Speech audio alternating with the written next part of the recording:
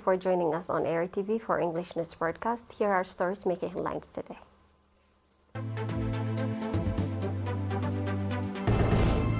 Vocational training provided for workers in Massawa.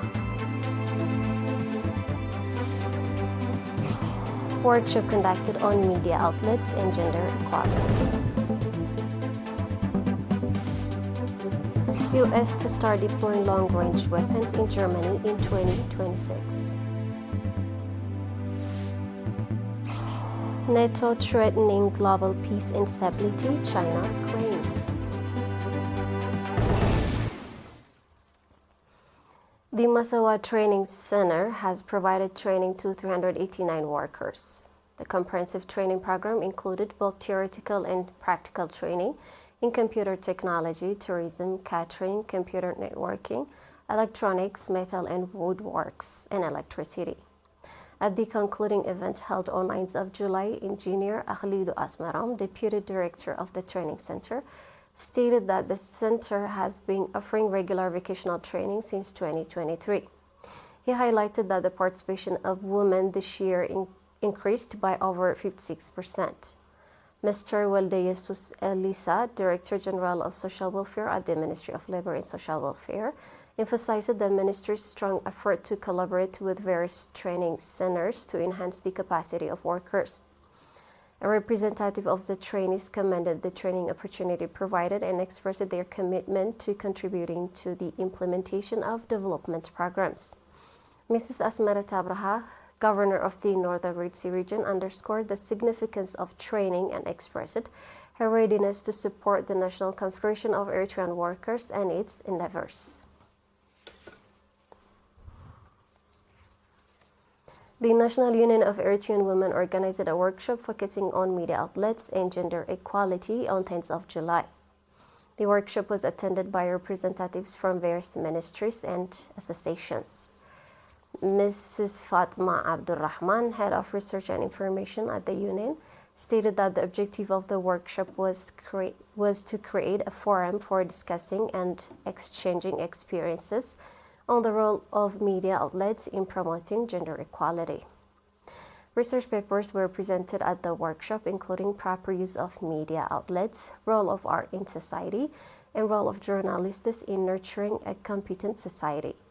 The participants engaged in extensive discussion on the issues raised and research papers presented, ultimately adopting various recommendations.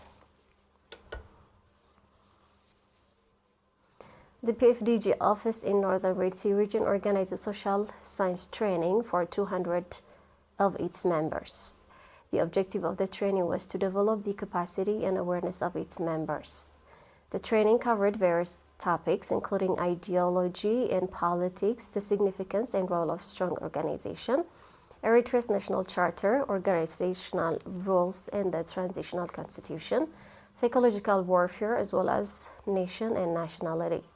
Mr. Rezan Adonai, Secretary of the PFDJ in the region, emphasized that recruiting committed cadres capable of playing and leading role is a priority for the organization. He also commended the trainees for their interest in conducting popular campaigns and visiting historical sites. In other news, the administrative area of Bada and Adaito in Gal'alu Sabzon extended monetary support to families of martyrs in their areas.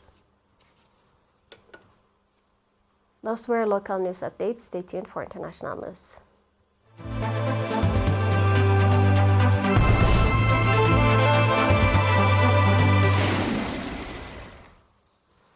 The United States will start deploying long-range fire capabilities in Germany in 2026. In an effort to demonstrate its commitment to NATO and European defense, the United States and Germany said in a joint statement on Wednesday. The United States' episodic deployments are in preparation for long-term stationing in such capabilities that will include SM-6 Tomahawk cruise missile and developmental hypersonic weapons that have a longer range than current capabilities in Europe, the two countries said. Ground-based missiles with a range exceeding 500 kilometers were banned until 2019 under the Intermediate Range Nuclear Force Treaty signed by the Soviet Union's Mikhail Gorbachev and former U.S. President Ronald Reagan in 1987.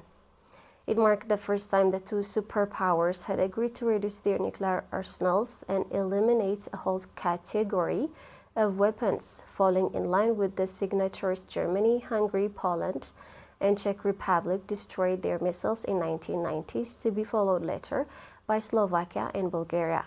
The United States withdrew from the INF Treaty in 2019, saying that Moscow was violating the accord, citing Russia's deployment of the 9M729 ground-launched cruise missile, known in NATO as the SSC-8.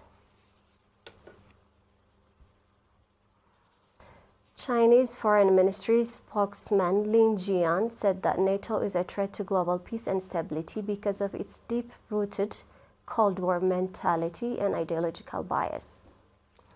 Lin was asked by Bloomberg at a daily briefing to comment on recent reports that the US-led military bloc is planning to sign a cooperation agreement with Japan, South Korea, Australia, and New Zealand at the upcoming NATO summit in Washington. The spokesperson responded by stating that NATO is a product of the Cold War and the world's largest military alliance. Despite claiming to be a regional and defensive organization, the bloc has continued to expand its power across borders, break through defense zones, and provoke confrontation. Lin also added, comes as NATO bolsters its efforts to establish relations with countries across the Asia-Pacific at the same time, claiming it does not seek to formally expand into the region. Earlier this year, NATO Secretary General Jens Stoltenberg explained that the bloc feels that it must respond to the ever-changing security landscape in Asia, particularly because of alleged Chinese aggression. This is not about NATO moving into Asia, but instead about the fact that China is coming close to US. Stoltenberg told attendees at the exclusive Davos gathering in January. Before we go, we have a quick recap of the top stories.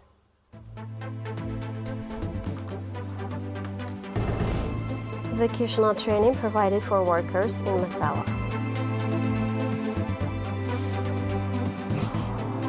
Workshop conducted on media outlets and gender equality. US to start deploying long-range weapons in Germany in 2026. NATO threatening global peace and stability, China claims. And that wraps up our news broadcast for now. Thank you for watching.